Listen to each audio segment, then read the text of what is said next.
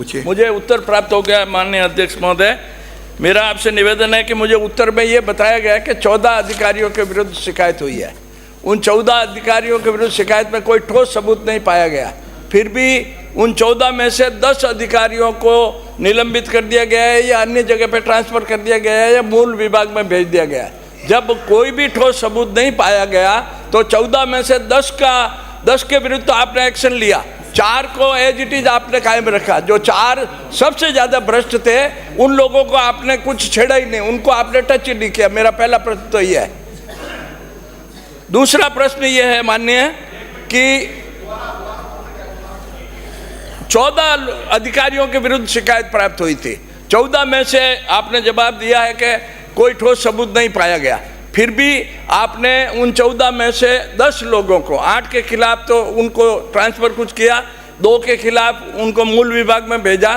तो जब कोई ठोस शिकायत, कोई सबूत ही नहीं था तो फिर 14 में से 10 के खिलाफ क्यों एक्शन लिया? और 14 में से 10 के खिलाफ एक्शन लिया तो जो 4 सबसे ज़्यादा भ्रष्ट थे आदरणीय अध्यक्ष महोदय, उन 4 को आपने एज इट इज कायम रखा, उनको कोई टच नहीं किया आपने। उसका क्या कारण है? नंबर 1। नंबर 2, एक सेकंड सुन लीजिए, एक काटे तो उत्तर एक काट दे दिए। माननीय अध्यक्ष महोदय, पाली से आने वाले माननीय सदस्य ने जिन 14 अधिकारी कर्मचारियों के बारे में सदन को अवगत कराया, मैं आपको बताना चाहूँगा कि कुछ शिकायतें तो उनका कोई एड्रेस नहीं था, कोई मोबाइल नंबर नहीं था। साथ ही साथ जैसा इस उत्तर में भी आया है, 8 का स्थानांतरण किया। स्थानांतरण एक सतत प्रक्रिया है और जो दूसरे डिपार्टमेंट से आते हैं उनको भी भेजने का अधिकार पॉल्यूशन बोर्ड को है। तो इसमें तो आपका कोई बंदा नहीं दिया, सतत प्रक्रिया है। हमने उनको डेपुटेशन को वापस भेज दिया।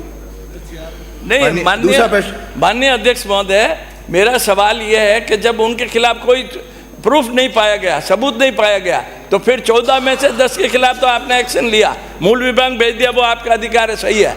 लेकिन बाकी के लोगों को एक जगह से दूसरी जगह पर भेज दिया, स्थानांतरण कर दिया। लेकिन जो 4 सबसे भ्रष्ट है, 4 अधिकारी जो सबसे भ्रष्ट है, मुख्य अभियंता है, अतिरिक्त मुख्य अभियंता है, उनके खिलाफ आपने कुछ भी नहीं किया। इसका क्या कारण है? मुख्य अभियंता का नाम बता दे तो ज्यादा अच्छा रहता। ये रहा सर, मुख्य अभियंता है नवीन माथुर, नीरज माथुर। अतिरिक्त मुख्य अभियंता है भुवनेश माथुर। और मैं दावे के साथ इस ऑगस्ट हाउस में खड़ा हूं, मैं दावे के साथ कहता हूं कि जिन 4 अधिकारियों का आपने टच नहीं किया है वो पर्यावरण विभाग, पर्यावरण मंडल के सबसे ज्यादा भ्रष्ट अधिकारी है, सबसे ज्यादा भ्रष्ट अभियंता। माननीय अध्यक्ष महोदय, नीरज माथुर जी, अब राजे उत्तर आ रहा है। नीरज माथुर जी दिनांक 30/9/2023 को रिटायर्ड हो चुके हैं, सेवानिवृत्त हो चुके हैं। भुवनेश माथुर जी के संदर्भ में आपने सदन के अंदर चर्चा करी, तो ये ठीक है कि पाली के कुछ टेक्सटाइल मिलों से उनके संबंध में शिकायतें प्राप्त हुई थी। उनके पास जो टेक्सटाइल का चार्ज था वो पॉल्यूशन बोर्ड द्वारा टेक्सटाइल का चार्ज वापस ले लिया गया है और उनकी जगह एक वरिष्ठ अधिकारी श्रीमती शशि चौधरी जी को वो चार्ज दिया गया है। और आपने जिस इंक्वायरी की बात करी है, मैं आपके माध्यम से सदन को आश्वस्त करना चाहूँगा कि आपने जो भी विषय सदन के अंदर रखे हैं उसके लिए हमारे पॉल्यूशन बोर्ड के मेंबर सेक्रेटरी द्वारा उन तमाम विषयों पर जांच करा ली जाएगी। क्योंकि पाली के अंदर विशेष रूप से जो समस्या है वो पॉल्यूटेड पानी को लेकर के है।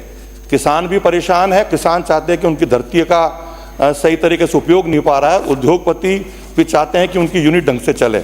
इसके लिए माननीय सदस्य ने जो चिंता व्यक्त करी है, मैं सदन के अंदर घोषणा करता हूं कि हमारे जो मेंबर सेक्रेटरी पॉल्यूशन बोर्ड के, उनके माध्यम से समस्त प्रकरण की जांच करा ली जाएगी। दूसरा पूरक प्रश्न यह है कि जो भी शिकायतें आपको प्राप्त हुई है, उन शिकायतों का डिपार्टमेंट ऑफ पर्सनल से एक सर्कुलर है, उन शिकायतों को मेंटेन करने के लिए एक रजिस्टर रखा जाना चाहिए। वो रजिस्टर पॉल्यूशन कंट्रोल बोर्ड में आज दिन तक नहीं रखा गया। मुझे जवाब दिया कि नहीं, कोई भी रजिस्टर नहीं है।